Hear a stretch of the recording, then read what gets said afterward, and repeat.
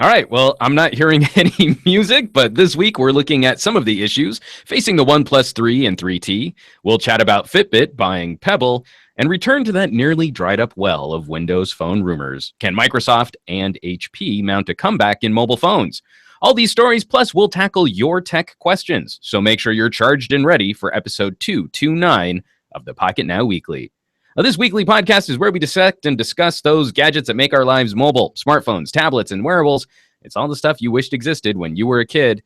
And I could totally go for a Chuck E. Cheese run right about now. This podcast in no way sponsored by Chuck E. Cheese. That pizza is terrible. Proper terrible. No good. All right. I'm Juan Carlos Bagnell, senior editor at Pocketnow.com, from blasting the signal from sunny Southern California, where it's actually really quite nice. We're finding our fall. We're getting a little bit of weather going on out there. Joined, as always, by plucky podcast producer Jules Wong, but we might be experiencing some technical difficulties. Because am I deaf? There's Jules. I was worried about you, bruh. I'm wondering what the heck happened to my music, because that I'm not getting any audio on this side, but you know what? It's par for the course, as we've been running around jumping through hoops to try and keep YouTube's Hangouts afloat. That we've been messing with some really awful technical difficulties. So we'll try and keep this, the two of us together, working in tandem. We'll keep this sinking ship afloat as we, rapidly bail out what's going on from the problems that we're experiencing. I don't want to be on the ship. I need out. Give me a lifesaver. I don't know. I mean, I just think it would be nice if one week we found some way of broadcasting a live show that didn't have some massive technical catastrophe. Which, I mean, because you're in a proper studio, I'm in a reasonably well-stocked and well-furnished home studio. I don't have these kinds of issues on any other platform, so we're slowly but surely trying to work out the kinks, and it seems YouTube keeps throwing us curveballs every time we think we have this setup sorted out. So, hey, there was some music. That was because I don't know why. Well, we should probably jump into proper shenanigans, but before we get to the tech tomfoolery, Mr. Wong, would you be so kind as to explain to our viewers how they can get in contact with us for the show if we're able to keep this show running at all? Sure, maybe. If this advice proves to be useless in a few minutes, then, what good will it do? But hey, I'll just tell you anyways to head on over to Twitter if you want to ask a question while we're live on the air. Type it in and then add the hashtag on. It's PN Weekly, and we'll be able to take your question live or a little bit later if you so choose to ask a question then. And if you want to ask a more in-depth, further information kind of question, then you can head on over to your email instead and type in podcast@Pocketnow into that recipient label. So PN Weekly for a hashtag and Pocketnow, podcast@Pocketnow for an email. That's the way that you get in contact with us. True story. And we already have a couple of really great questions that we're going to be tackling later on in the show from the PN Weekly hashtag, and some commentary that we're going to be tapping into as we talk about smartwatches from longtime viewer Haniko Martin. He wrote in an email that we're going to be addressing as we talk about some of the hot news facing the mobile tech community and smartphones, wearables, and all that fun stuff that we cover here at Pocketnow.com. But we've got a special segment to kick off our show. A lot of commentary. There we go.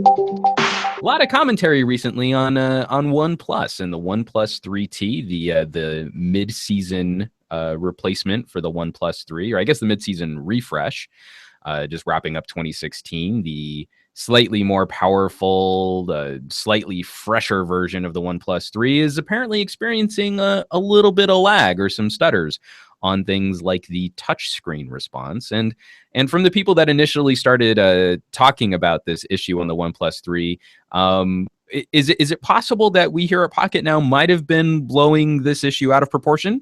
Maybe a little bit. Maybe, just maybe. I mean, I'm the one who wrote the piece, so I should say.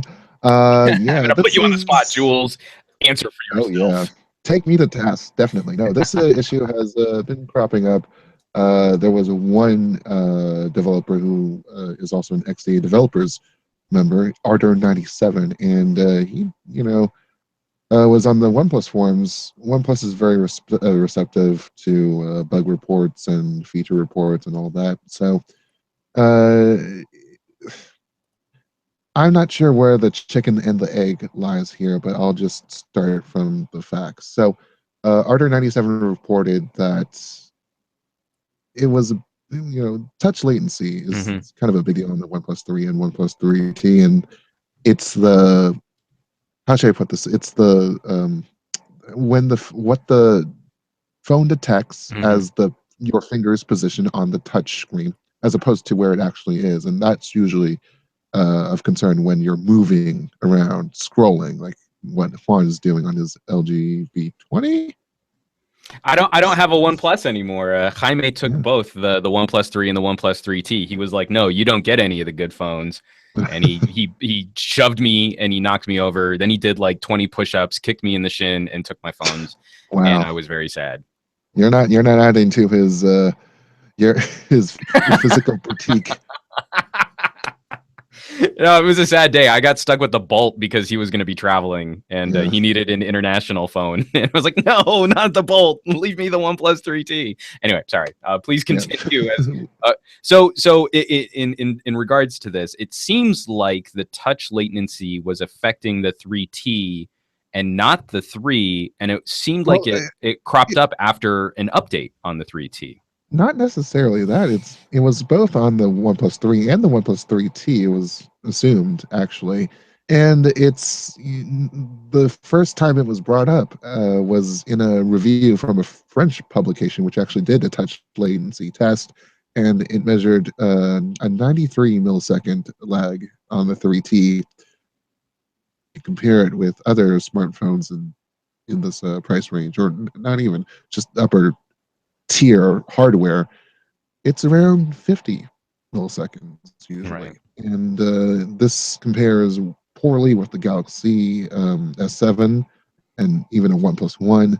And Ardor 97, so he posted a very extensive explanation on his on a Pastebin post, originally saying that the OnePlus 3 has the worst latency I've ever had on an Android device. That's what he originally said. Hmm. And then he went on to say iPhone always had the lowest latency, and iPhone switchers are already noticing the latency of on the OnePlus 3. Right. So I mean, like his initial description of the issue sounded fairly severe. That this Yeah. was a problem that was noticeable to people picking up the phone and was negatively adverse. It was an adversely affecting the user experience of trying to Now, navigate.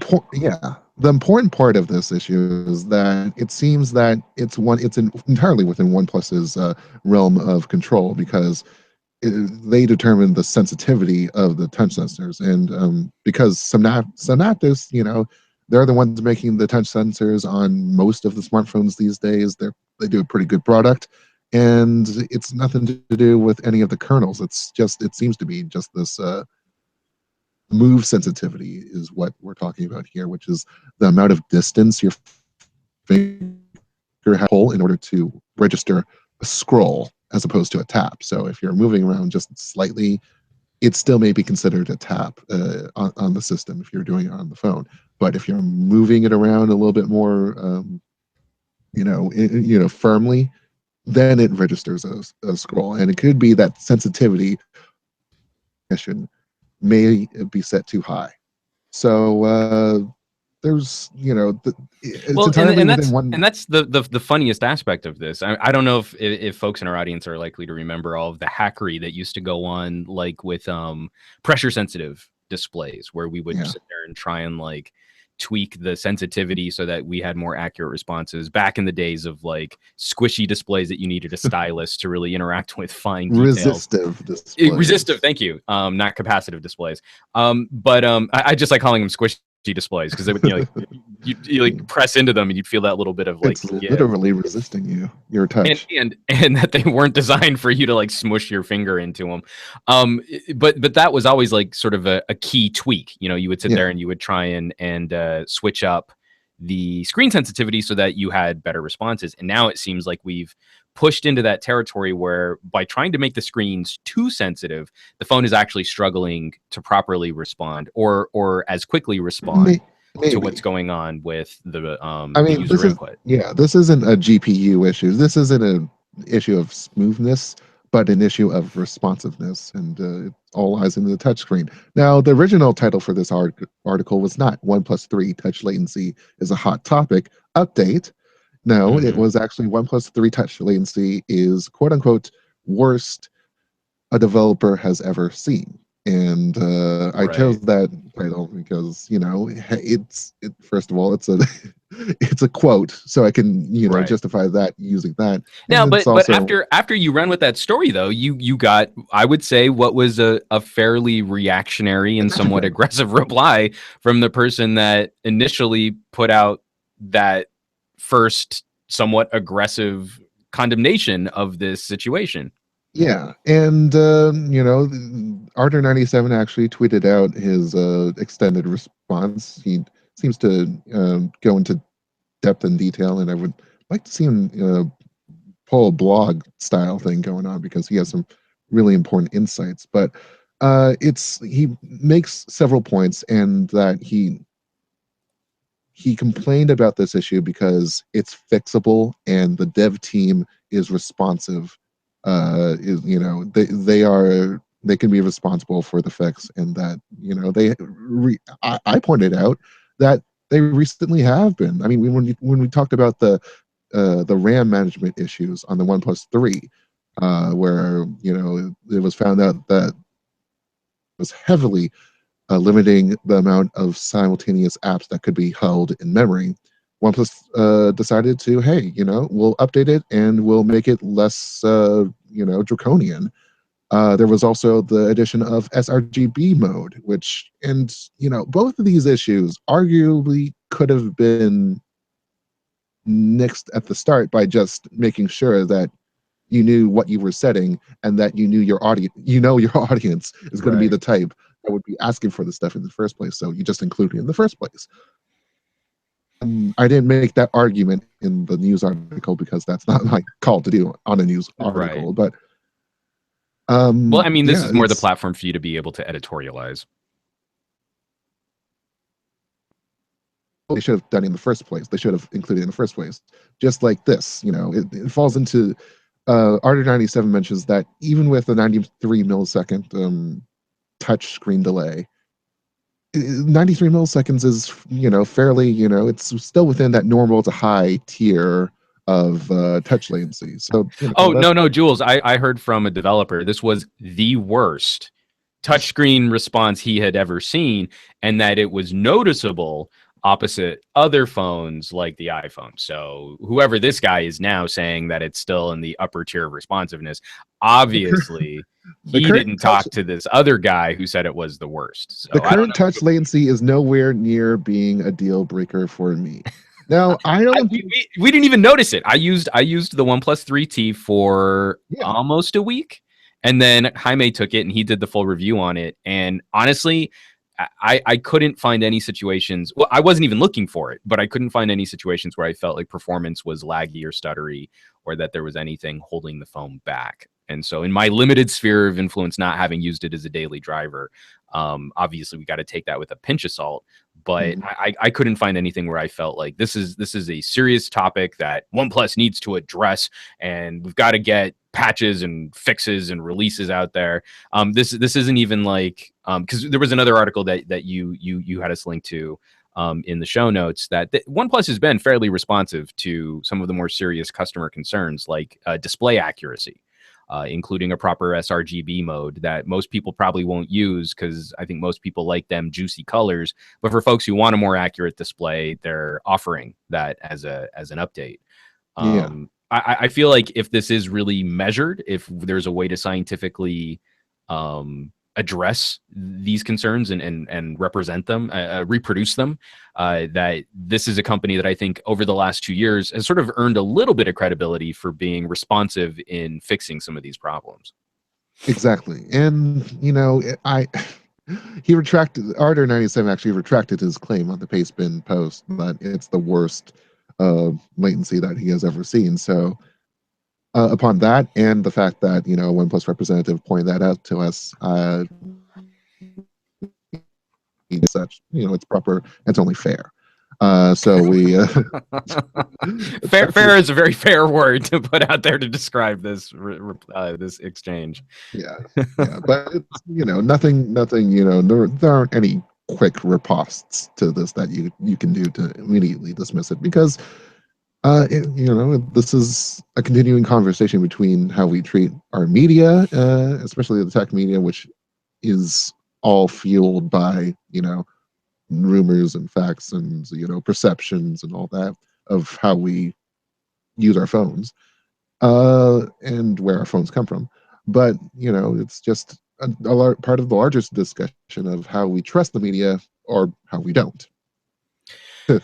Yeah, well, and it's also like how we as an outlet, like at Pocketnow, I mean, if we're going to talk a little inside baseball, is we build up a certain amount of currency where I feel people can trust what we say, or at least have an understanding of the perspective we're coming from. And when we put ourselves out there to talk about things, because I mean, there have been a number of reviews, especially recently, where I think we've come to some conclusions that not everyone in our audience would fully agree with, but we're still trying to justify our positions. We're still trying to deliver evidence for why we've come to the conclusions that we have.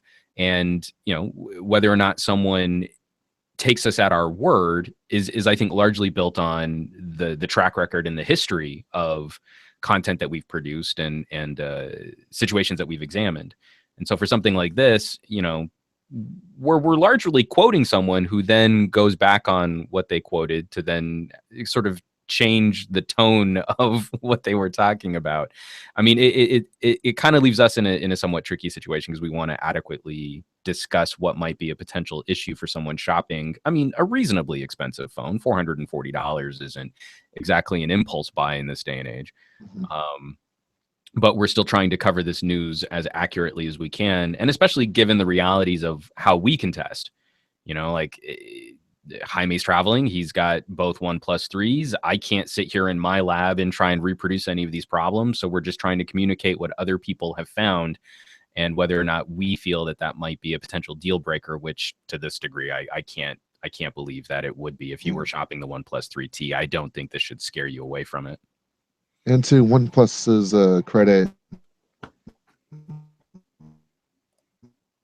the issue in some form throughout the Android Nougat build updates, that we don't know exactly when. It could be with the first update, could be with the second, who knows at this point. There is also their Nougat beta for the OnePlus 3 is open, so we don't see the touchscreen being addressed in the beta, but there was an update before that. I think it was to Oxygen OS 3.2.8 that did mention touchscreen latency, and that was for the OnePlus 3 as of yet. Now, do you think that this might be one of the conflicting issues facing some of OnePlus's recent success? Like, I think over this last year, OnePlus has done a much better job of reaching out to consumers, but the DNA of a OnePlus is still very much built in that idea of an evolving product. Like, you don't pick up a OnePlus 3 and think it's done, it's baked.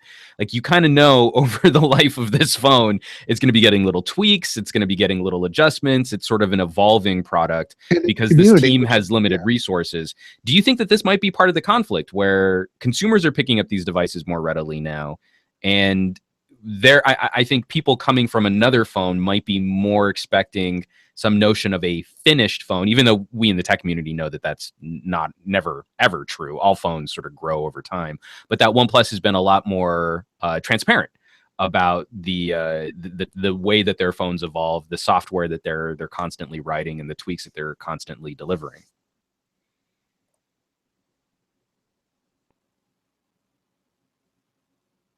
And I don't know if we lost Jules. Oh, hey, hi. Sorry, you just went mute again. Yeah, that was no, yeah, I lost. Don't leave me, Jules. Don't leave me. Well, to respond to your question, I mean, we're talking about all these issues have been, with the community that it has invested in for the past several years. And they've been very involved with the product and have taken so many, Well, and at the what ground could, level, I mean, they're in forums, they're on XDA. I mean, they're regularly communicating with their fan base. yeah. And so this has been back and forth. And hmm, I guess it's important to say that, you're dealing with that audience, which is a sizable amount to deal with, but you're also introducing a new general consumer audience. I mean, they were in deals with O2 in Britain to sell the phone at the carrier level. So, Mhm. and you're kind of just straddling between, okay, what should we do serves that hyper serves its audience for a company audience that hyper demands little tweaks and very upper level you know um, tweaks, and then there's Mhm. the user that might be inconvenienced by all of these updates, and we're going to Right. market ourselves to be the most updated, the most convenient Android ever. Like, some people might not go for that because it takes investment to actually keep updated and keep doing that. And as people, Right, and no one likes it when their phone's down, you know? I yeah, think that's one of the things that holds back a lot of Android users on updates is also not it's not just that your phone has to spend some time updating. It's that once the update's done, you still can't really use your phone for, like, I don't know, a half hour. So yeah. all of the apps are updating too. That's a Like, long time in the middle of a day for your phone to be out of commission. it really depends on how you define what your daily driver does. And Right. if it lives with you as opposed to, lives on the workbench with you, then, it's kind of just different. And a quick reply to some of the things we've been talking about, especially as it comes to the journalism side of this, from Andrew Wallace at Fat Produce on Twitter using the PN Weekly hashtag. I trust news sources more when they put themselves out there, like here on the podcast. Thanks, Andrew. We'll try and keep this podcast running. He likes to get a feel for the person who's doing the reporting. And that's become, I think, especially for me personally, has become a big challenge over this last year. Is still sort of acknowledging we have an editorial team here at Pocketnow, but it's still largely my singular experience that I'm sharing. Like, I can't speak for Jaime, I can't speak for you, Jules, I can't speak for anyone else. Well, So, for me, I'm 6'3", I'm 280 pounds. I like long walks on the beach, and you're a Virgo, is that what you know? I'm and I am a Virgo. Well, technically now I'm a Leo. So thanks to science, take that yeah, astrology. Um, 13 months in the year. when they shifted all the dates, I was happy. It's like, oh, I'm still a Leo. Excellent. I can still be outgoing and gregarious. It would have sucked Yeah. if I'd had to have changed my personality because of science adjusting the calendar. But it's a delicate balancing act because Um, by definition, sort of scientifically and documentary style speaking, like any singular perspective is by nature biased. But what I think we can all do better as outlets is sort of communicate what an individual's biases might be, so that when I deliver a statement, it's sort of backed up. Like, since the days of the Note 4, I've been saying that's been one of my favorite built phones of all time, and that I don't particularly like glass back devices personally. So when Samsung shifts over to a glass back phone, I can still be honest. Say, like, I think this is a beautiful phone. I think it's a well constructed phone, but it's still not my favorite build material. And that's not me just picking on a company or being unfair to a company. It's me trying to be consistent with the audience in communicating the things I like and I don't like, so that people know when to pay attention to what I say or when to completely ignore what I have to say about a phone. you would hope that everyone pays attention to you all the time while you're in your professional capacity, right? Right. I mean, it's almost like in religious texts, I want to be able to say, these are the things that still are relevant today, and these are the things you can ignore, and you can just get on with your life. But that's what I try and do with modern day smartphone reviews. Yeah. So, Well, if you just want the numbers, I can give you just the numbers, and then if you want to understand what I like from my perspective, you can do that too. But that part of the review shouldn't really necessarily color your purchasing decision unless you're using it to agree or disagree with me on the things that you personally like. I think consistency and continuity are two of the the biggest things that any consumer should look out for when it comes to products, such as smartphones. So that's just me. And then from a couple other tweets here from the PN Weekly hashtag from Rena Chan. S7 Nougat beta updates quickly, and the Android is updating thing happens in the background. I'm really happy to see more phones starting to tap into that on Android 7. Yeah. Now, another question. We've actually gotten this question quite a bit on the OnePlus 3. Can Daydream be enabled on the OnePlus 3 by tinkering in the build like it's been done on the S7 Edge? And And I have so, not read up on anything that would lead us to conclude to that. But I mean, we know that Snapdragon 820s, the Moto Z, has Daydream enabled. So I don't know. I mean, I guess it'd be so I possible. so I would say, well, first of all, from what little I've been able to read up on some of the tinkering, if it's working on a Galaxy S7, which isn't one of the easiest to hack open phones, Mm, I would have to believe that if it's really just as simple as altering the build. So basically what they're saying is, like, if you go in, I'm grossly oversimplifying here. If you go into the guts of the software and you change the name of the phone in a couple key spots in Android, then when you go to install something like Daydream's going to look for the name of the device. Oh, it says it's a Pixel. Cool. So I can use mm, Daydream on this phone, and then it should still operate. It should still work or not work. If they can get it working on an S7, I don't see any reason why they shouldn't be able to get it working on a OnePlus 3 or a OnePlus 3T for yeah. that matter. It's It's not just going to be optimal. The spec, it's 1080p screen. It's still an acceptable spec on the Android 7. What's the compatibility document? That's still Mhm. acceptable, but it's not optimal. And then also I would be a little concerned. I've been playing around with Daydream. This is a great layout. I think this is an amazing evolution over Cardboard, especially for the controller. Like for how well this little it's stuck in the viewer, for how well this little puck actually does respond. There's the gun, I can't remember the name of the app. There's this gunslinger app which is actually voiced. The voices in the app are Oh, friends of mine. Roger Craig Smith is a buddy of mine in the Southern California voiceover gig, and I've worked with Jessica DeChico, who plays the voice of the gun. It's like this retro futuristic Western shooter sci-fi thing. And I'm shocked at how well this controller works.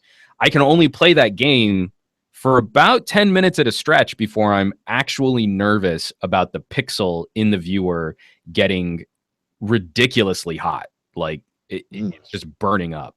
So I would have some concerns over long-term performance and maybe even battery degradation on Qualcomm 820 powered spec phones being pushed to that level.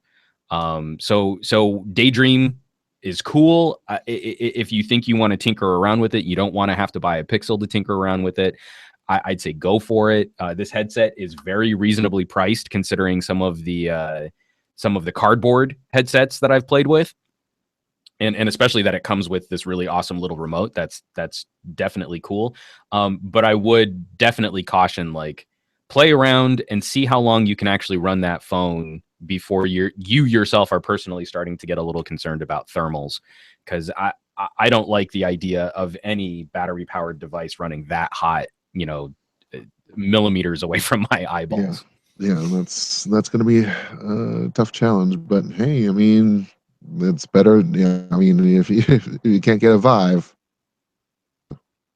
Well, and then also, just as a quick follow up to that, we from Guy Moscoso on Twitter, the PN Weekly hashtag, with the heat centralized in the external dash charger, wouldn't the OnePlus 3 be ideal for Daydream, i.e., charging while using it? I would absolutely not recommend doing that. The heat that's generated from the phone is literally the phone hardware running at its peak maximum to deliver as smooth a VR experience as possible. Adding any kind of battery charging on top of that, even though most of it is I mean, he's not wrong. The way that the OnePlus 3 Dash charging system works by gating in the phone and communicating with the charger does do a fantastic job of reducing the amount of heat that the phone builds up, but it's still building up a little heat. I mean, you can't get away from that chemical process as you're charging a battery. And so it does get a little bit warmer to the touch, just not like screaming hot like phones last year used to get. I would very much caution against trying to charge a phone while doing, especially gaming on Daydream with any device. That would make me very concerned, or at least do it in short bursts until you have a feel for what that phone can really handle. I agree. All right. Are you ready to hit up what's going on in the news? I am, because I'm super anxious and apprehensive. Damn. All right. Kicking off this first news story that we have this week is one that's hitting me super close to home. This time it's personal. Bad movie cliches abound. We have some really good data suggesting that Fitbit is looking to buy Pebble. And our own Adam Dowd is actually currently, as we speak, wrapping up an editorial on this, which should be published on Pocketnow.com if you're watching the live broadcast. And it seems like the data would suggest that Fitbit is looking to option Pebble mostly for their proprietary info, and that it wouldn't necessarily be that they're looking to keep Pebble operating as a separate division of Fitbit. It would be to gut the company, get their intellectual property, and build that into the Fitbit experience.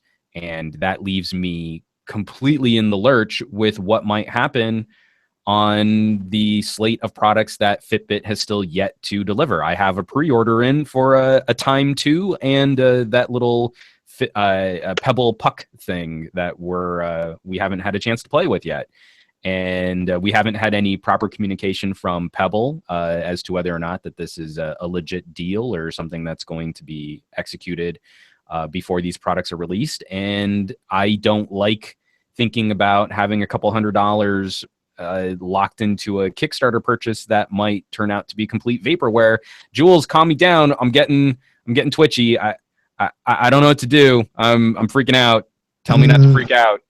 I don't know what's going on. Yeah, in myself. I mean, I'm getting this word from a TechCrunch that the deal could be around $40 million. And, well, no one is obviously commenting on anything. It's been a case where Pebble has been trying to stay afloat financially, even though it's been the best. It's been the master of all Kickstarter programs. But when you're running lean on everything, you're just manufacturing with the money that you have. You sort of need everyone else to back you up, and that would be VCs and all the other investors that would be involved in that process. And it's kind of ironic because I made the point in my article that Pebble has had great product engagement. As the people keep using they're following up on their Pebble, original Pebble purchases to purchase another Pebble Time 2 or whatever the heck. And it's when you compare that with Fitbit, they're doing a fitness tracker thing, and it seems like commitment to that product goes in and out with the gym memberships that you sign up with.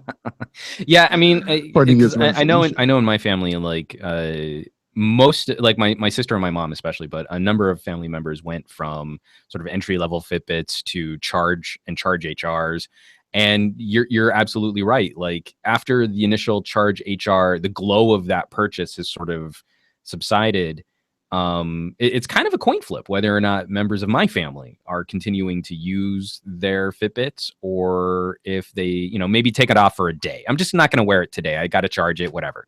And then maybe that day turns into a week, and maybe that week turns into a month, and then they've got this gadget which they never really return to. That's almost exactly what happened to me with my Microsoft Band.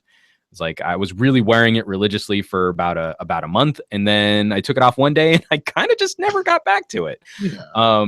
So again, it makes me really super nervous because there really hasn't been another company like Pebble. I think a company that really did focus on a user experience or a style of experience that you can't do with these touchscreen smartwatch options. And I know smartwatches aren't necessarily quite the hot movers or sellers that fitness trackers are, but I want a device that does an amazing job of serving me notifications, that has a sunlight readable display, that it actually gets easier to read in sunlight, and I want it to run for almost a week on a single charge. And all And that cannot be just IP. yeah, yeah. I don't know what to think of some of these rumors, and it makes me super nervous that we haven't heard any proper reply from either of these companies as to what's going on. Yeah. So we're all just biting our nails and waiting to see what happens here. But I don't know. I mean, some assets of Coin, which was the smart or is the smart credit card maker, where you kind of Hmm. switched between the cards and it would change the magnetic stripe. But those are assets, and it might just might be self-serving.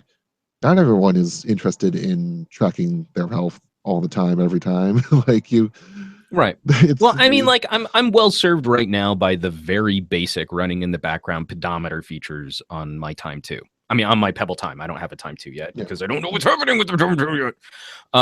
But it's like that's adequate. Now, if when I'm seriously working out, I do want to move over to some other device that has a legit heart rate tracker.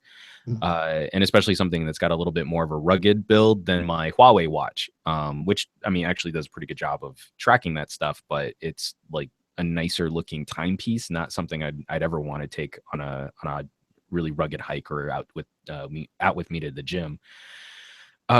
So I was really interested in a Pebble Time with a heart rate monitor on it, especially one Mm. that just sort of always ran in the background. If I have to sit here and like program on a watch, like I'm gonna be working out on my bicycle for a half hour and then I'm gonna lift weights, so track for 45 minutes and then I'll tell you when to stop. Like I'm not gonna do that. I'm not. That's not going to happen.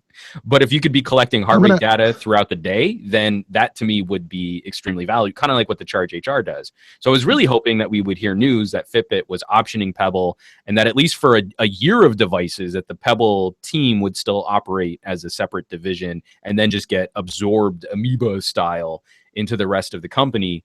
But if it's just like a slash and burn, like grab this info, grab some of this tech, and then make a run for it, that's going to make me crazy sad to lose this little indie hardware developer. I'm just wondering when Fitbit will just lose the fit, because Yeah, that's just it's I'm kind not of I'm not feeling it. it's kind of due. I mean, like I've been playing. I'm gonna be doing sort of a long term wrap up. I'm wearing a little Misfit here, and it's basically Misfit's version of just the gut rot Fitbit. But I gotta say, for this not being a rechargeable device, you've got these little watch batteries that go in there, but this thing will run for months on those little watch batteries. They estimate up to 6 months before you have to swap those batteries out. For just again basic pedometer style step counting, like this to me is far preferable to a Fitbit. It looks a little nicer. I'm wearing one of the geekier bands, this like sort of Mm. clear smoky gray rubber, but they've also got these like cord bands. They look like I don't know what you would like almost like a sailing ship cord that you Oh, can kind of tie through, and that that's it's totally waterproof. So you can swim with it. You can also track your swimming, your strokes. So that already far superior to what I had with the Fitbit. yeah, yeah. Well, anyways, Pebble somehow should like at least stand up for themselves. Here's what I'm going to say for my community out here. I was crazy excited by the proposition of an updated Pebble Time. I really do like the washed out color display on this watch, because in California sun, it's actually not that washed out. It actually looks really nice. And I wanted that heart rate monitor. But if we don't get some kind of announcement, discussion, press release, something from this company, I might start looking into what I can do to cancel my order. Mm. I need some kind of reassurance. Like this wasn't going to be a Pocketnow review purchase. Like I wasn't going to get reimbursed for this. This was me spending my own money on a product that I believed in. And if there's any fear that this whole division could be scrapped, that we're not going to be getting the software updates, the patches, the bug fixes, the Pebble developer community has been awesome for making little applets and making watch faces. If there's any fear that that stuff goes away, that's not really a product I can support anymore. Yeah, and Fitbit, it's exuding dominance, and it knows it, and it feels like it can be unstoppable. I mean, it pretty much bumped Jawbone out of the market. Oh, totally. It's like struggling on its britches, and it just Fitbit better not be acting like the big king in the room. Well, and I just don't understand what Fitbit would hope to benefit from that. It's not like these software platforms would be mergeable, like what Pebble brings to the table isn't really this hardware. I mean, this is a Swatch. This is the Swatch watch of smartwatches. I do not wear this when I'm trying to dress up, but I'm mostly a jeans and t-shirt hoodie kind of guy. So this fits in great. But the second I switch from like my kicks to a nice pair of dress shoes, this watch stays at home and I go to something else like a Huawei watch. That's not anywhere near Fitbit's audience or demographic or target. Fitbit software has nothing to do. Fitbit software has nothing to do with the Pebble experience and vice versa. There's just these very loose Venn diagram overlaps of where you get notifications and you can track steps. And Fitbit doesn't need anyone else. So unless we're looking at like Fitbit trying to step over or cross over into the more proper smartwatch market, that to me is a losing proposition for Fitbit because they're not picking up any IP that would help them switch over into the watch industry. Like Fitbit's not going to compete against a Fossil. It's not going to compete against a Skagen. It's not going to compete against a Michael Kors, all of those from the Fossil group, which are now going over to Android Wear or their own hybrid experience with just analog watch faces. And it is the Apple Watch. It's the Apple Watch. And then, Apple Watch is trying to, make itself more about fitness. It's been partnering up and lowering, and you just I'm just. Oh, right. real quick, Jules. Did you see the story on the Apple Watch and the recycling? Like yeah, I wrote a piece for us. Right. So I just wanted to get your thoughts real quick on that because the idea of recycling, and especially recycling something as expensive as an Apple Watch, you would think like, do I at least get a coupon? Yeah. Anything? They're not offering the Apple Store gift cards that you would get if you recycled an iPod. Not an iPod, but so they have iPhones, they have Macs, they have other smartphones that they'll take into and other computers, and you might not get anything if you recycle an iPod, but you take it into an Apple store and you at least get 10% off a new iPod. Right. Asking out that the Apple Watch, you get nothing other than nothing other than brownie points than about feeling, oh hey, I did something good for the environment. There are right. Have you seen a teardown of an Apple Watch? There are tons of tiny little things that you could I almost wonder if there's if there's Apple bureaucracy behind not having a program that would be able to give them incentive to. Right. Well, but it's like you as a company as Apple, it's like you don't look at a recycling program as also being like, are we really reaching some tier of profitability? It's the goodwill, it's the outreach, it's the positive PR and the warm fuzzy feels. But it almost brings up like, do you think like you can drive around any major city and find little recycling centers and you can drop off your cans and bottles and get a couple bucks for bags and bags and bags of content. But do you think like this might eventually give rise to some sort of like third party recycling program where people can get stuff for recycling their gadgets? Because right now it's like you're just going to throw it away. So you go to a Best Buy, you can drop off your old tech and it's basically just a safer way to throw it away. But there are things in those older devices that are still valuable in terms of minerals and technology pieces. Well, considering that we're only a year in, and I fail to believe that there are that many bricked units out there, and far short of smashing the damn things, you might have a better time at Swappa or eBay Yeah, instead. that's So true. I mean, there's that. even throwing it up on Craigslist and you're like, give me $20 and this old Apple Watch is yours is, I think, a much better proposition for a lot of people, especially the early adopters who were apt to spend significantly more on Apple Watches. Not saying like Apple Watch Edition owners are probably out there doing that. Hey, pawn it off. Pawn that like That 24 karat $10,000. gold. Wait, Yeah. what was this? It was like a hybrid alloy with 18 karat gold. I mean, who was it? Someone did the math, and it was a beautiful little just like infographic on if you spent $10,000 on gold versus spending $10,000 on an Apple Watch. I can't remember what it was, but it just made me kind of chuckle that there wasn't even that much gold in the Apple Watch to justify that price. But we're moving right along. We should probably get to some other companies, especially. Speaking of losing proposition. Well, and I was going to say, because a big issue for our top two news stories are just the fear of the unknown. Like, what the heck is going on behind some of these closed doors? Because people rely on these products and services, and it makes us really nervous when we don't have good information on what's going on. And that brings us to cyanogen. Cyanogen recently now, well, it's actually sources to Android Police, which has been covering Cyanogen for a while, say that they're shutting down their Seattle headquarters, and that will be done by the end of the year. More jobs will be lost, and this makes the bad situation much worse since more jobs, they've been leaking jobs all over the place, and they Yeah, closed this down company office has not been buildings. in healthy spirits over the last, I would say, over the last 2 years.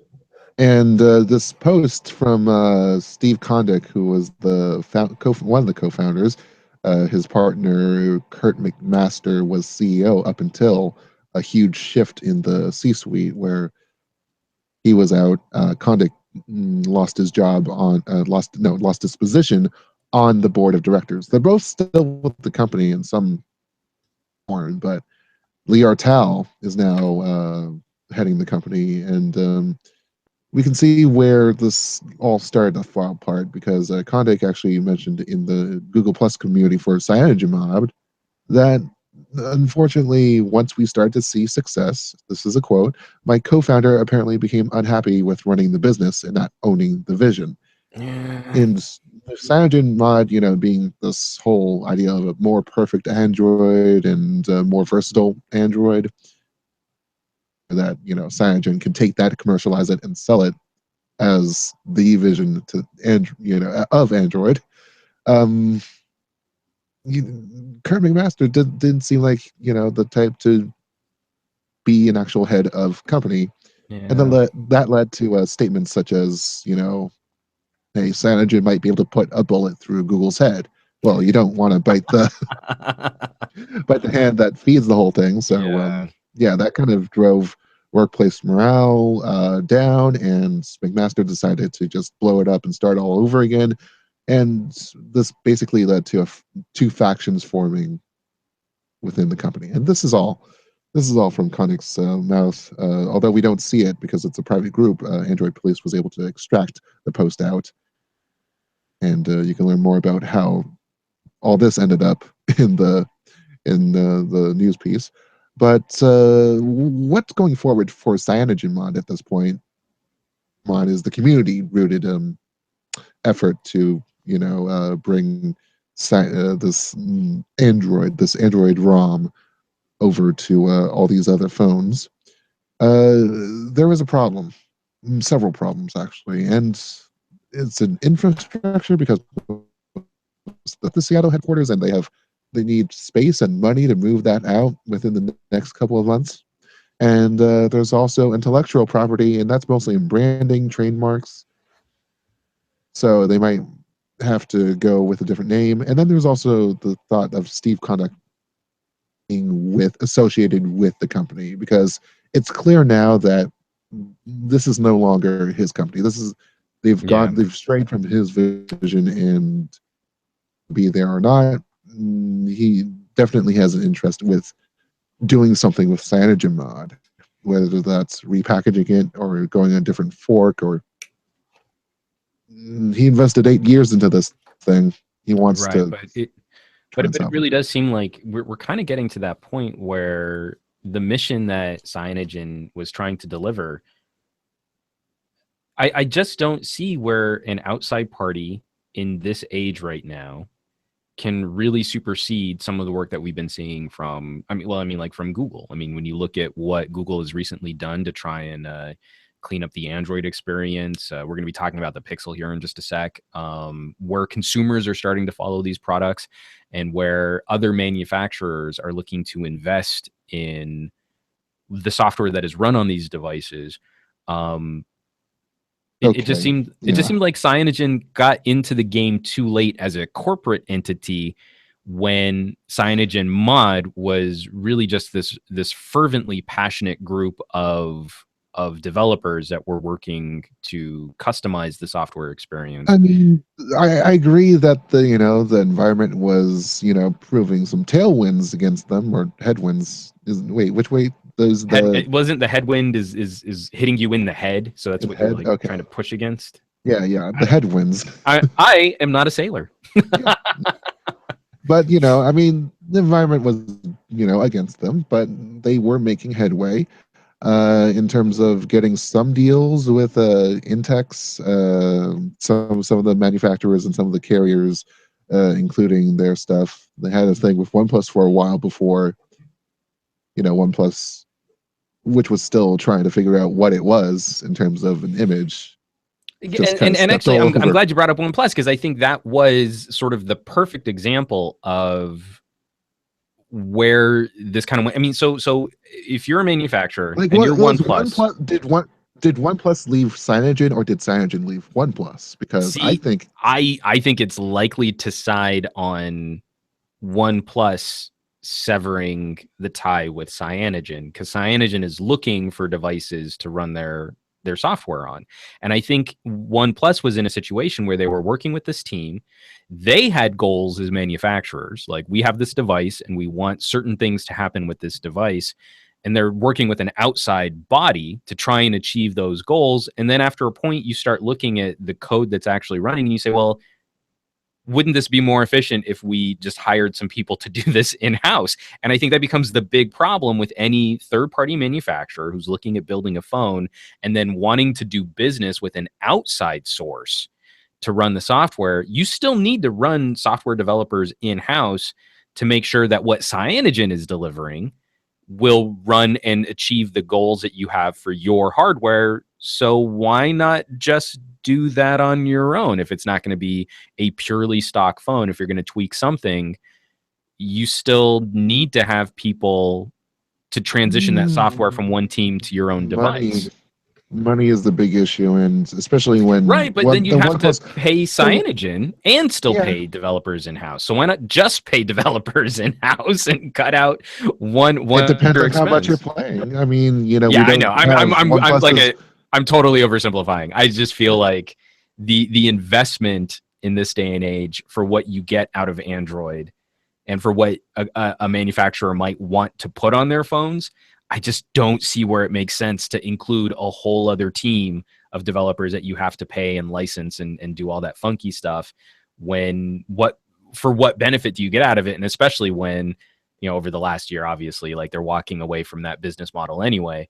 Um, I don't it know just makes what everything really shaky. OnePlus, what the investment situation for OnePlus was, and what their relationship with BBK.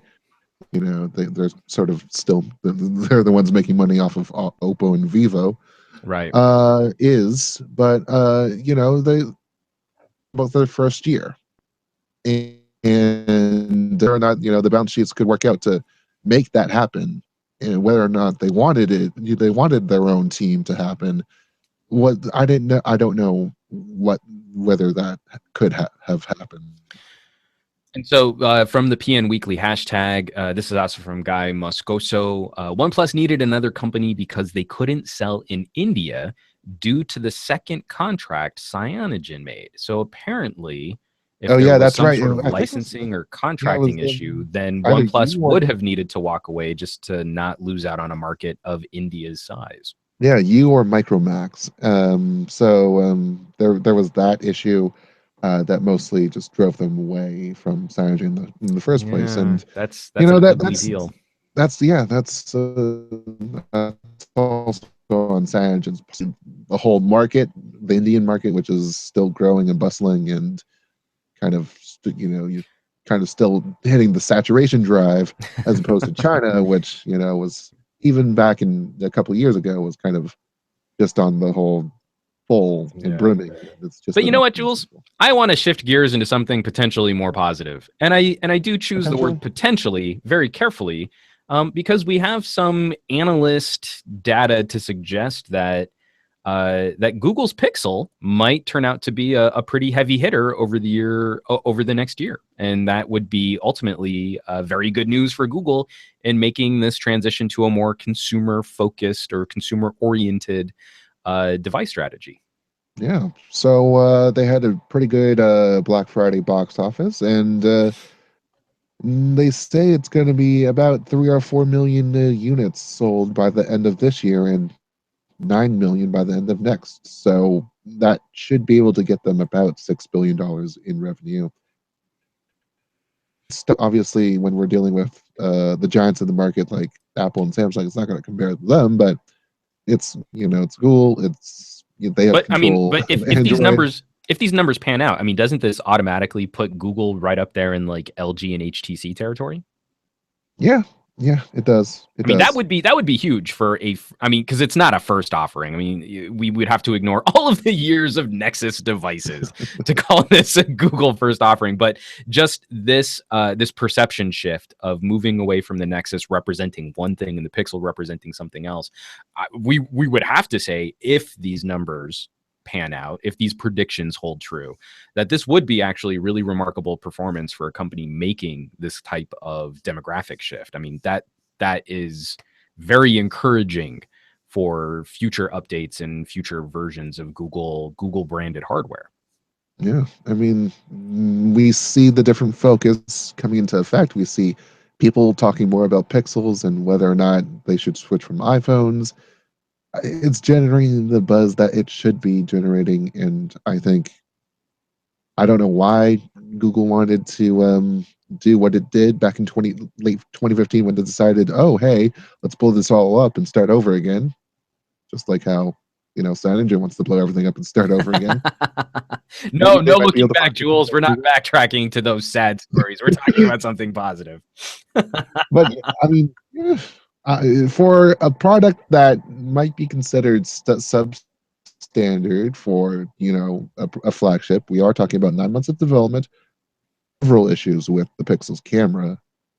Yeah, that's Uh, true. Again, a sort of a purple haze return, which is very discouraging yeah, yeah. from an HTC One M7 owner. That doesn't make me happy to see that kind of stuff on a Pixel. Mm. So, but overall, it's just good news, and we should move on. So this is all true. I mean, the thing that I would just wrap up with is I always take these analyst predictions a little suspect, because I think one of the things that always seems to screw up analysts is they look at the market as it exists today, and then they make predictions on that market, and they sort of ignore any potential future releases. I'll always take it back to I think it was about 4 years ago, and the iPad was super hot. There were all of these analyst numbers like, oh, an Android tablet sales are growing, but it's going to take like 4 years for the Android tablet market to overcome the iPad.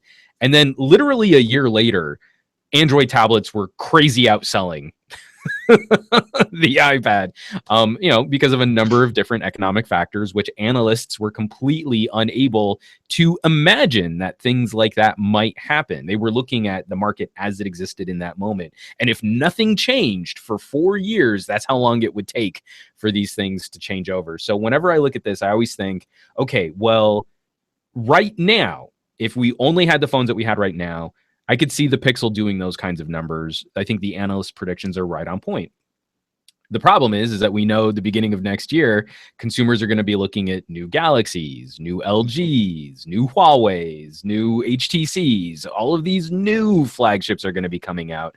So I would expect a very much more parabolic curve in sales downward over 2017, as then we start preparing for next year's Pixel. I think once you kind of crest a certain half-life on a phone, consumers start anticipating what's going to be new as opposed to buying what already exists. To be fair, maybe this number would include a second iteration Pixel, because if we're talking about 2017's end as opposed to like, oh, right up through the spring of 2017. Like, I think that, assuming 9 million would be, Yeah, if not disingenuous, because it depends whether or not there'll be more take up for the next I'm one. going to file this under entirely possible, but ... Moving right along. Yeah. I love my ellipses. I use them way too often, especially in text. Looking forward to future devices and future releases. Might we see a consumer focused follow-up to the HP Elite X3? I missed the X2 and the X1. I'm sure those were probably fantastic phones, but maybe we'll see a consumer-focused Elite X4. And is that something that we think we can actually generate a little bit more momentum on Windows Phone? Alcatel has been selling surprisingly well, given Windows Phone's current state, and HP seems like this is a market they're still interested in, which is surprising to me, considering how that company has handled phones in the past. Yeah, well, in terms of generating, consumer buzz, which they're obviously still, if there's any like wide audience you're going to target, it's going to be just regular old Joes and Janes, right? As opposed to business consumers, which are important, but in the end, even though you're charging much for a very purposed and sharpened tool, you're still not going to get volume up to the point sustainable for you. And with the Snapdragon 6, I mean, we've seen that the Windows 10 is fair. I mean, it's supposed its share of problems on consumer hardware. The new ones, I think it was the Viophone Biz that had continuing problems in terms of getting screen resolution right, and that was an update that needed to happen. So yeah, it's kind of tough to see where Microsoft's vision of this Windows 10 mobile experience is for consumers, as opposed to people who like to get stuff done. I mean, well, I guess the big fear I would have, and this is just sort of tying this back into HP, because we've got some other Microsoft news to talk about too, which we're going to segue over into in just a sec. I guess the fear for me is this notion from HP, a company which handles a consumer-oriented side of their business and a very corporate side of their business, servers and infrastructure and business-grade software solutions and stuff like that. I'm worried that HP is going to fall for the same trap that a number of other companies have when it comes to mobile. That this is the business device. The X3 was a business-focused phone. It came with a very high price tag. It was focused on a corporate infrastructure. And if we're going to do a consumer-grade phone, well, we can knock $100 off the price, and we need to use a consumer processor like some mid-range Qualcomm processor. And then that phone's going to be going up against $400 Chinese phones running top of the line kit. Obviously, we can't make an oranges to oranges comparison between like an Android phone and a Windows phone, but it doesn't seem to me that that's going to be a winning strategy. In the consumer space, we still want to be excited by some kind of flagship device, even if that's not what we ultimately buy. It was the big problem, I think, for a while there, where it was taking over 2 years to get a flagship follow-up on Windows Phone. We were all kind of rocking our Lumia 930s and Lumia 1520s, phones I very, very much enjoyed. But I needed something fresh. I needed something exciting to talk about. And a never-ending stream of 500 and 600 series phones just wasn't going to get that done. Yeah. So what could get that done, you ask? Well, yes, I do ask. Maybe the Surface phone. Again. Maybe except I forgot about that. So you know what? We'll just keep that picture on. How about that? So this Microsoft has been working on emulating x86, which is the desktop grade architecture for apps, and seeing if it could be emulated properly on ARM64 chips, 64-bit mobile processing chips. That'd be a great thing for in terms of what could be considered as a unified computing solution where you have this one core device and you dock it everywhere and you just use the screen to like do stuff on it. It's basically Right. in one device.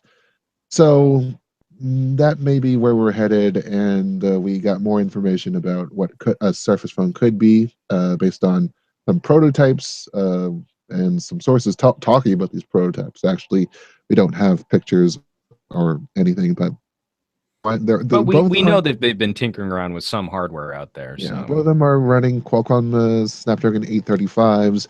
One of them is running with 6 gigs of RAM, and they say that x86 are operable in Continuum.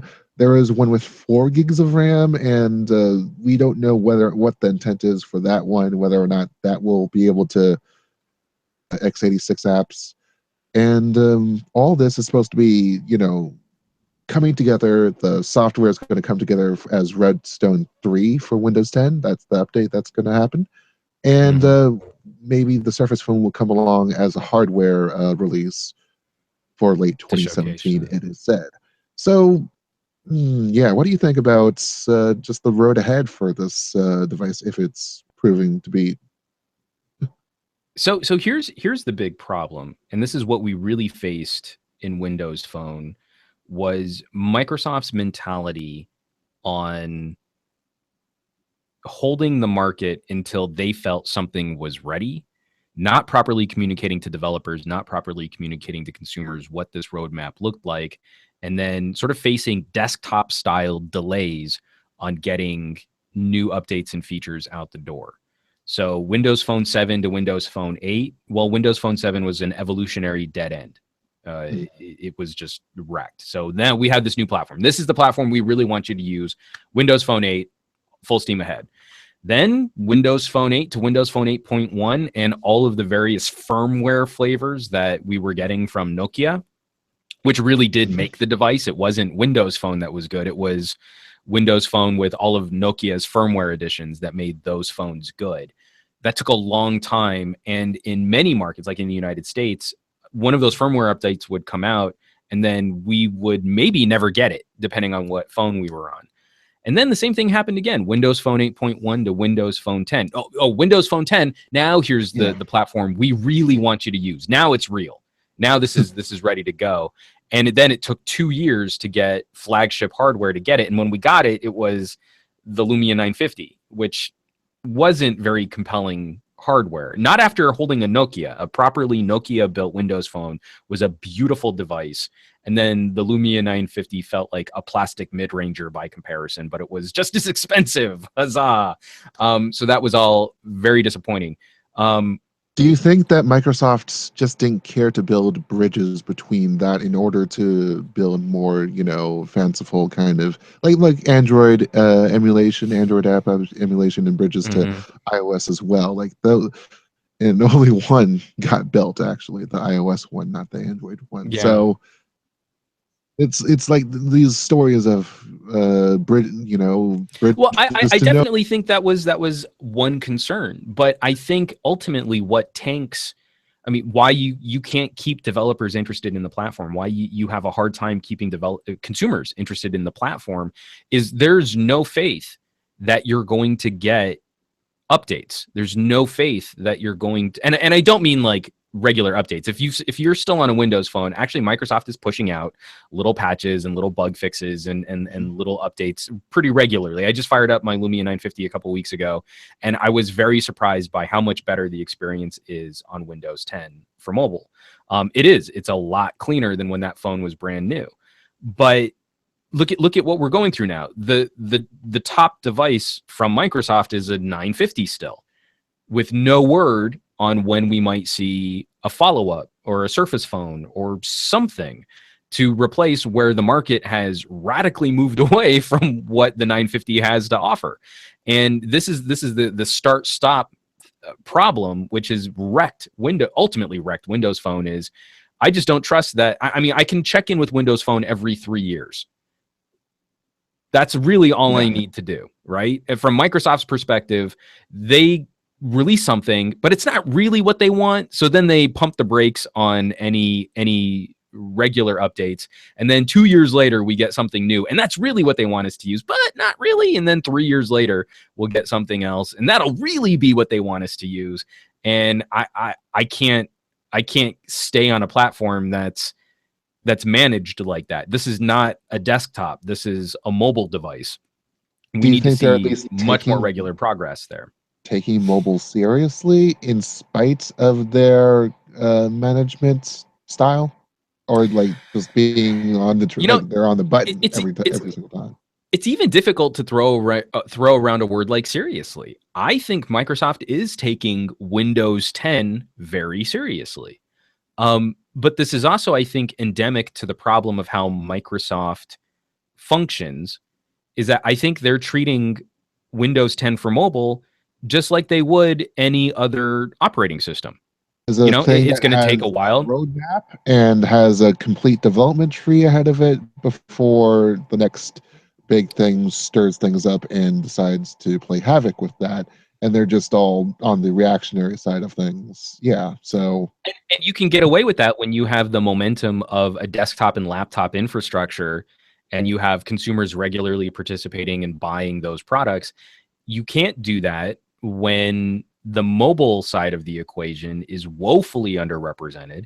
You still need to be putting out hardware. And I think they kind of walked away because, I mean, Windows Phone wasn't making any cash. The Lumia brand name had been completely wrecked by this inactivity. So you have that problem, but you can't still just treat, if you expect Windows Phone to eventually become a force again in the mobile industry, you can't just hold off like you would on a desktop update. You have to show some faith behind your products. You have to generate some buzz on your own. You have to do some advertising, and you're ultimately leaving manufacturers like Alcatel and HP in the lurch because of this inactivity. And that's really what's seriously sad about this situation. Is they've got two manufacturers that are making some really interesting and compelling hardware, and they're not putting any of their own resources behind generating some excitement for people to go out and check out those products. Yeah, shame. But anyways, we have another story that's kind of real quick. Let me just we do have a couple tweets that I do want to mention. So PN Weekly from Andrew Wallace. I can't help it, but Windows Phone is pretty dead despite new devices popping up here and there. And then he links the Star Trek II Wrath of Khan spoilers, the funeral scene from Star Trek II as a GIF, and it makes me really sad because I was a huge Windows Phone fan.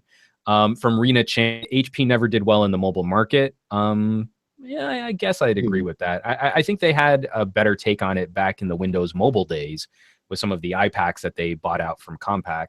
But Windows Phone needs big names, but I doubt Samsung or Huawei will take a second shot at Windows Phone. If Windows Phone is to succeed in the consumer market, Microsoft needs to bring Nokia mentality back. Cool phones, nice designs, and colors. I think that would help, but I think the biggest problem is consistency. If you give me a cool phone 1 year, you also need to follow that up the next year with another cool phone. So a Surface phone will get me talking about it, but if it takes 3 years for me to get a Surface Phone 2, I'll have already walked away by then. And lastly, Microsoft doesn't want to be making a Surface Phone 2 that quickly. It's not really invested in the hardware stuff. I hate to say it, but they have the right idea with Surface Pro and Surface Book. Even if it's not like a completely new phone, they could do the Apple TikTok, and I don't think anyone would blame them for it. You know, you release the Surface Phone, and then the Surface Phone 2 is really the exact same shell, very similar hardware, and you tweak the camera and you tweak the processor and you refresh. I think we would all be perfectly fine with that strategy. I would have been fine with a Lumia 955.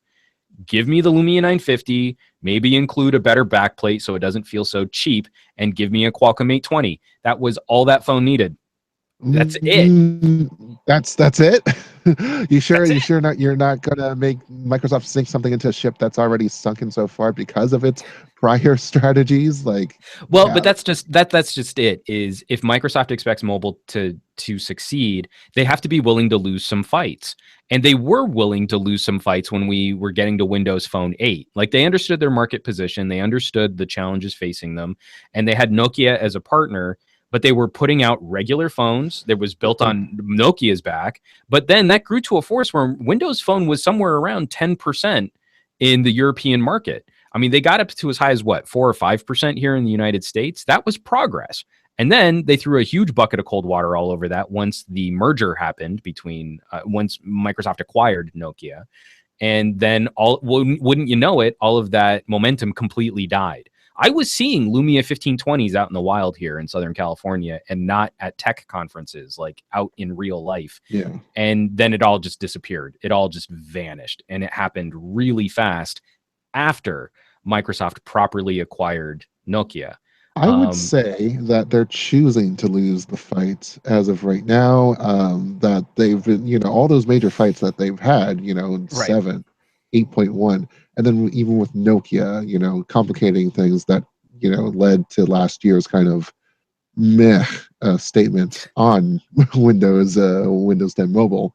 Like, Right. that all that, was built upon the conditions that they built upon So themselves, and the fact that they weren't able, they didn't want to they couldn't justify taking a loss in order so to. so here's where so if we're going to use the phrase losing the fight, because I agree with your sentiment, and actually I'm very much on board, but I think we're using that phrase in very different ways. In my opinion, losing the fight means you still showed up to the fight.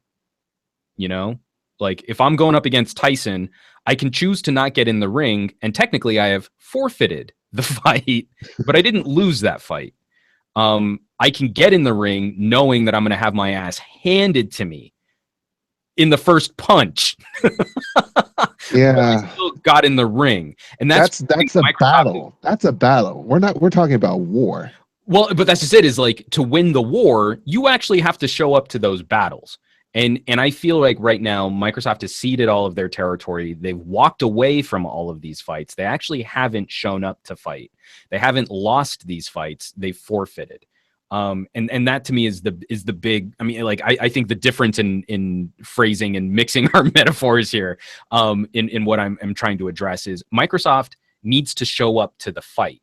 We need to see a Lumia 955. We need to see a Surface Phone 1, knowing next year we're going to get the Surface Phone 2. This is exactly what I've been talking about. It takes time to build up that consumer confidence that you're going to stick around. Surface 1, panned by almost everyone who used it. It was a novel idea. It was interesting, but this isn't what really consumers want. Surface Pro 2, people started taking it more seriously, and by Surface Pro 3, we had a legit contender for real consumer adoption. And now I've got family members who are walking away from MacBooks to get Surface Pro 4s. You can't do that if you don't refresh. You can't do that. You can't build up consumer confidence if you just walk away. If we were still on Surface Pro 1, no one would be talking about modularity, tablet, hybrid computer systems. It would have all been left to Lenovo to try and address this market, and I think Microsoft would have been in a dire situation. But we saw those regular updates, we saw those yearly updates, we expected refreshes, and now we have a much more competitive product platform. We didn't get that with Windows Phone, especially after the Nokia acquisition. We got the Lumia 950, and that's been it. I'll keep my final word to this. I think they're just looking for an H bomb to just drop, because when we see even like the previous, like their hardware output has been inconsistent. They've been relying on Nokia. as a separate partner for a long time before it Right. decided to take it in. And when it decided to take it in, it didn't know really what to do with it, and it just ended up dumping the whole venture together Right. altogether. So it's just they're just after all of these years of being this way this year and then that way the next, it just feels like they just want big in or one big out. So, and it would seem that the people watching on Twitter would probably agree more with you on this one, Jules. From David Batista, Microsoft knows their mobile future ended the moment Nokia got out. No amount of Surface phones will compensate for that now. And then Andrew Wallace, Well, I disagree with that having sentiment, but hey. well, but I mean, just uh, like Yeah. I think the sentiment is being shared there. And then also from Andrew Wallace, having more Windows phones out on the market still won't clear the massive hurdle that the app gap brings, unfortunately. And then David once more, the 4 remaining Windows phone users hear that Nokia is returning with Android. Well, And yeah. and then that'll definitely he also puts in the gif of the kids from Malcolm in the Middle sinking in a golf cart in a water hazard. I'll say to Andrew Wallace that x86 is the app gap at this point. Yeah. That's Well, their and goal. that's absolutely. And again, that's why we're in another holding pattern where Microsoft says, "Oh, well, I mean like universal apps, that was cool, but here's what we really want you to use. We really want you to use x86 emulation." These So, past 7, 8, 9 years for me has been a holding pattern for Windows Phone. we keep Steven, waiting. it's just I'm looking at the 950 and looking at the 1020. All right, what's the next one? Because this feels like a Gen 1 product, and then there's no next gen. Oh, this also Oh feels like a next man. gen. The See, 950 looks like Windows Phone 8.1 got us so close to actually executing on what a third place competing operating system could be. It was so close. And to see yet what so far. so sad. But we should probably move on because we have a couple other news items. We can run through these on apps and stuff pretty quick. It talked me through this one. I don't even know how you pronounce this. Was it It's Beam Beam. or Yeah, it's it Beam. is like meme, but with a B? Because I thought it was Yeah. Be Me at first. Because oh, that's kind of a cute name, like YouTube Be Me. And then I realized, oh, I'm an idiot old person. That's Beam because this is I don't Casey know. Neistat and Yeah, he's I don't know how super Casey Neistat YouTube wants to savvy. do that, but hey. So he launched this Beam thing, which social media network that basically wants to spread honest video and honest reactions because as opposed to the manufactured stuff. And it's true, you manufacture a whole bunch of stuff on Vine, Mhm. Snapchat. You're able to do that. But here you hold it to your chest, you hold your phone to your chest, and you just start recording, and that's it. And that's to make sure that everything you keep everyone on the up and up. CNN decided to buy it after Beam has been floundering and not being able to keep app installs up.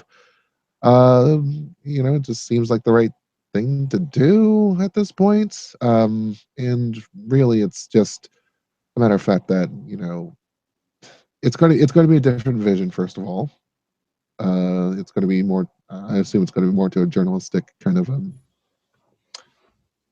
But there's also the fact that it's entered into a very saturated market where being creative as opposed to being honest is Right.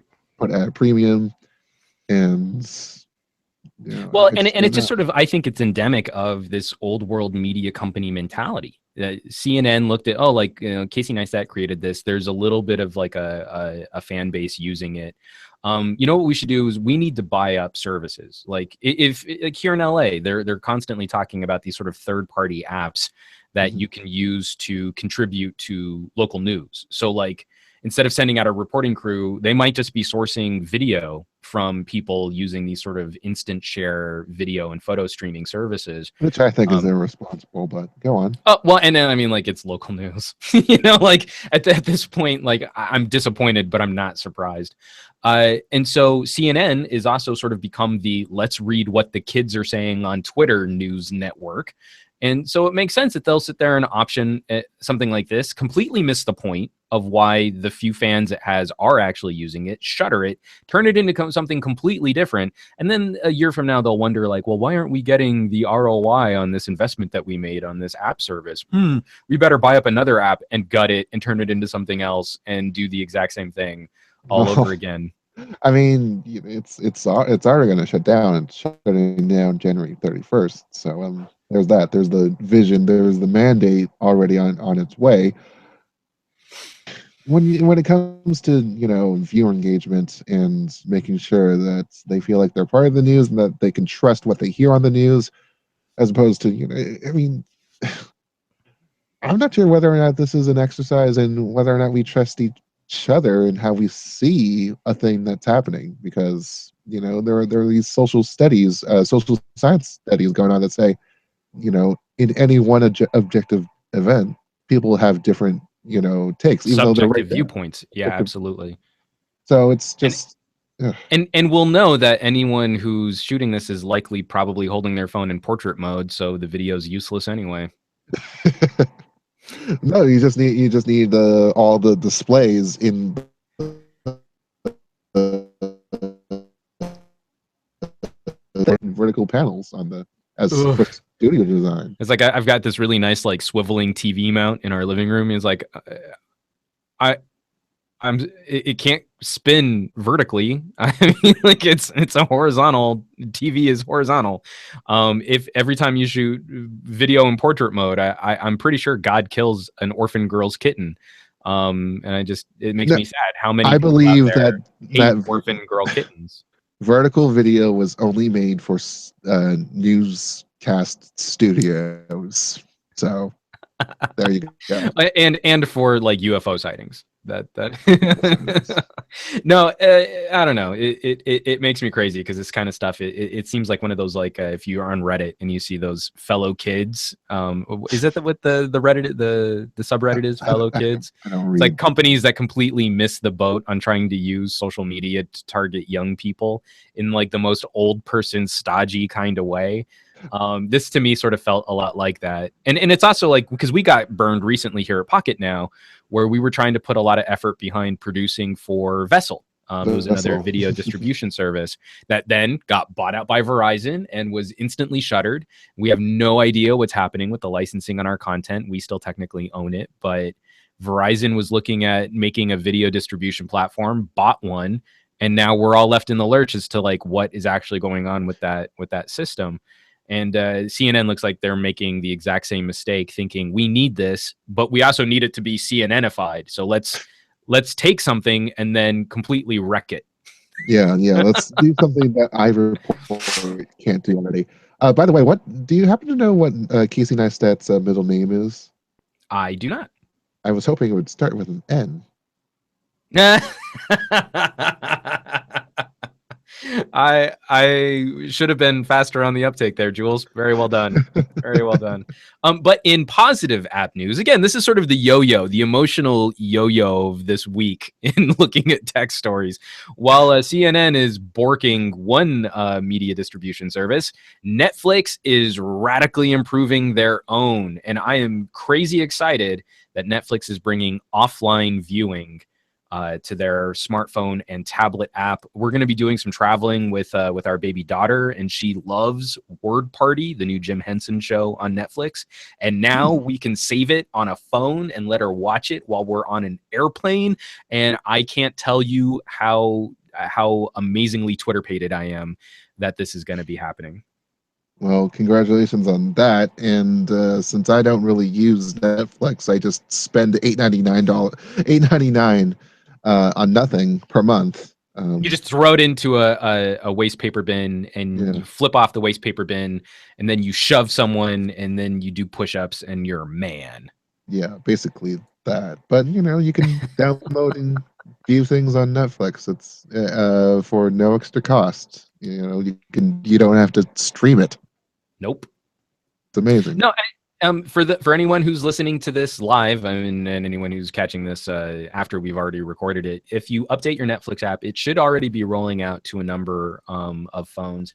It popped up on a couple mid-rangers that I've got. It was ready to go on my V20 on oddly enough, on my Lenovo, the Fab 2 Pro that I'm wrapping up a review on, Oh. I had to do our media streaming test, and after installing Netflix, it was like, oh, and hey, you can download stuff. So it should be live for a I lot can't of wait for people the in a lot of Netflix markets. VR app. You know, dude. Okay, so I've been playing with the YouTube VR app, and really, what I would love to see someone do is just code like a VR app layer, so that I can just run whatever app Yeah. I want in that split screen mode that will then line up with the lenses in a VR viewer. Because like, Well, I would love to play Implosion just like I y- was playing it like in a movie theater, you know? So I don't need to be in Implosion, but I just want that really great movie screen experience for playing a game. I think something like that would be amazing to have a VR app layer. are So we you don't have to ready wait to for the like blown developer up to all do it. these apps in by like fivefold in order to accommodate that? Probably not. I mean, my experience is running like actual Daydream apps and how hot this thing runs. I'm There's I'm probably going more to be some interested in severe problems there, but I'm more interested in the fact that HBO Go VR is out and they're all about the 2D content or the yeah. well the you know the square or the rectangle content. No, So I'll take it. I mean, like, yeah. back in the day, I know I've mentioned this on the podcast before. I always wanted one of those Sony Cinema headsets. I just thought they were so stinking cool, and I loved that experience of feeling like you were sitting in a movie theater. And so Mm, firing up the YouTube VR app, where I mean, it's cool when you're looking at a 360-degree video. That is actually really slick. mhm. But there's also just something really awesome about a nice sort of cinema style viewing experience for traditional Everything you non see. VR videos. Yeah, I think it's kind of cool. And if I could get that in gaming, one of I used to work at a movie theater, and one of the most fun experiences I ever had was doing some renovations.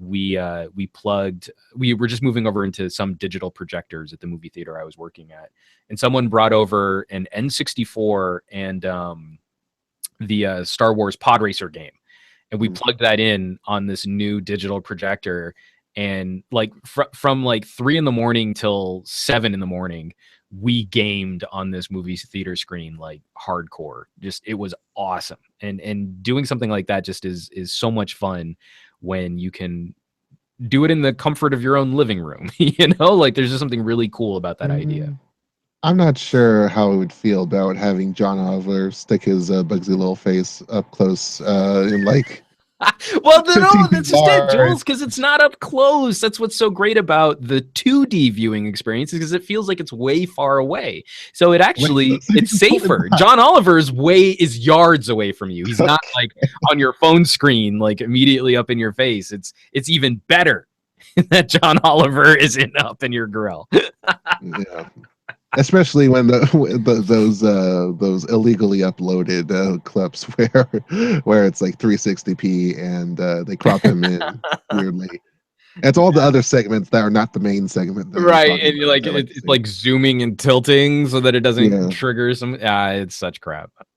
yeah. Mm. So we've got one last major story, again talking about some Google news and kind of tying into some of the experiences I've been trying to finish up a review on. In that Motorola is making, they must have been watching our podcast, because Maybe. we brought this up after the Moto Z was released, that we could soon see some kind of Project Tango Moto mod, and this to me would be amazeballs.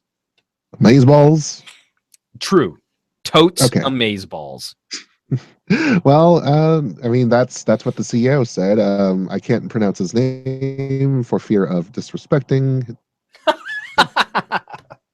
He said it in Chicago yesterday, so we should. It's and he says likely. So I mean, barring developmental barriers, we'll have to see. But I mean, especially because we're talking about multiple depth sensors and a camera that needs to depth sense, and then we also have other cameras, and it's just software that and the hardware also that the processing that needs to happen. It's all Yeah, it's definitely. I don't believe for a second that it's going to be an easy endeavor, that you can just take some of those sensors and slap them on the back of the phone. But this could be one of those benefits that we see from the modularity of the Moto Z design. It's It's two birds with one stone. and well, this is also something. This to me could be the justification for why you need a specific proprietary hardware connector over just using USB-C. That whatever Motorola is doing to interface between the phone and the mod, this could be a reason to justify, because I feel like, it's a camera grip. Neat. You can do that over USB-C. It's not really going to be detrimental to the experience of the phone. It's a new headphone amp. Nah, I've got a number of USB audio devices, none of them within reach. I was going to hold one up for the camera. That function just fine over USB-C. The throughput and the camera connectivity and the sensor information that needs to be communicated for augmented reality, that to me could be proper justification for why you would want this proprietary hardware. And using AR apps on the Fab 2 Pro has been crazy fun. I'm wrapping up the review. Hopefully it'll be out either tonight or early tomorrow morning. So be on the lookout for the Fab 2 Pro review. Is it the best phone? No, but it does bring something truly unique to the table. And if you could get that on a Moto Z just by slapping on a mod, that would be pretty sick. Yeah. Well, like, it justifies modularity. It justifies their continued investment in Tango. And, well, in terms of your argument with the USB-C, I mean, the iPhone 7 and even the MacBook Pro, the new ones coming into play, we've seen this rush of anti-dongle sentiments, just making absolute sure that we know that we don't, dongles are something that we don't need to lose all that often. So yeah, it's just having whole accessories slap on and slap off like that. That's, Well, and especially if those accessories have some important. consistency, that I have to believe that we'll see a Moto Z2 and a Moto Z3, and hopefully they're all still within the same parameters to continue building on this hardware. Because we do have a question here from Andrew Wallace using the PN Weekly hashtag. Do we have any idea on how well the Moto Z line is selling? He's only seen one in the wild, and it was the Force, no mods or back. I mean, not even like the back cover, Andrew, because that would at least be something, because you could customize the back using a Moto mod if you just wanted to change the color. I like that faux wood grain that they gave us. I had to send our review unit back, and I was actually kind of sad about that. The Moto Z was an interesting phone, if not my favorite. Well, the latest numbers that we have from Lenovo Corporate are that second quarter, I think so far total, Moto Z series has racked up more than 1 million or sales. Okay. So, it's not bad, and they're used to for a first gen product. Like, it's a new thing, so hey, hitting 6 digits might be an impetus to just keep going and making sure that they know what Well, they're if it's doing. $1 million, it's 7 digits. Oh yeah, fancy. that's right, 7 digits. I You were can't thinking count my 6 digits. zeros. It's fine. No, it's great. It's great. Math is hard. Talking Barbie once told me that. I see. So going back to our Windows Phone discussion and knowing the internal reorganization that's happening at Lenovo and Motorola, that eventually all Lenovo phones will likely be Motos instead of having this weird split of Lenovo devices and Motorola devices. This to me, like the Z is our first step. So what do we think about first step hardware? We think, okay, it's interesting to look at, but it's not something that we're really going to buy into. When we see a Moto Z2 and that the mods are still compatible, now I think consumers have a little bit more faith in that system progressing and buy a Moto Z3. If Motorola is continuing to build on this platform, that's when I think we'll see more aggressive adoption. That's my prediction. It's always going to be my prediction when you launch something new and it actually does change the way consumers have to interact with their devices. Yeah, it's a new reality that we have to prepare for, regardless of who's doing it, because somewhere along the line, someone's going to make that happen. And you know what? It'd be nice to have an actually fully convenient operating system anywhere you go. It's my dream, at least. Well, Not from and when I was a especially kid necessarily, but no, when I was a kid, I just wanted to be Data from Star Trek. I didn't want to have to use phones and stuff. I just wanted to be a super intelligent android. No, but it's also just again, it's progress. And do we see companies building on that progress? And where do we think the future is going to go to that regard? it depends. You know. It depends. Okay. So folks, we should probably wrap this up. We have some great questions. We're going to have to tackle them in a future episode because we've already run just a little bit long. But as always, we thank you all for watching. As this week's episode ends, the conversation continues on Twitter, where you can find Jules as @PointJules. And I'm humbly at Some Gadget Guy. Pocketnow is around the web on Twitter, Instagram, Facebook, Google+, YouTube, and our home site, pocketnow.com. We're basically everywhere. The shows like this can't exist without your support. Sharing the weekly with your friends who love mobile technology, and by dropping reviews on iTunes, Stitcher, Google Play, and wherever podcast reviews can be left. Once again, we want to thank all the people who chimed in using the PN Weekly hashtag. And those of you in the live chat, we love y'all in the live chat. Just you guys chat way too fast for us to be able to keep up with what's going on in the show. Ultimately, there would not be a show if it weren't for you guys who have kept us on the air since 2012. Pocketnow Weekly will be back next week with all kinds of delicious technology goodness. So make sure you tune